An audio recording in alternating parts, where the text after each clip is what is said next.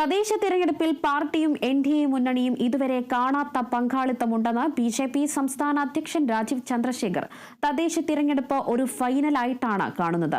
ഭരണത്തിലെത്തിയാൽ കാഴ്ചപ്പാട്, കഴിവില്ലായ്മ, ഭരണശൈലി എന്നിവയിൽ മാറ്റം ഉണ്ടാകുമെന്നും അഴിമതിരഹിത ഭരണം നടപ്പാക്കുമെന്നും രാജീവ് ചന്ദ്രശേഖർ കോഴിക്കോട് നടന്ന തദ്ദേശ 2025 മീറ്റ് ദ ലീഡർ പരിപാടിയിൽ പറഞ്ഞു. ഞങ്ങൾ ഈ ഇലക്ഷനെ ഒരു സെമി ഫൈനലോ ക്വാർട്ടർ ഫൈനലായിട്ട് കാണുന്നില്ല. ഇതൊരു ഫൈനലായിട്ടാണ് ഞങ്ങൾ കാണുന്നത്.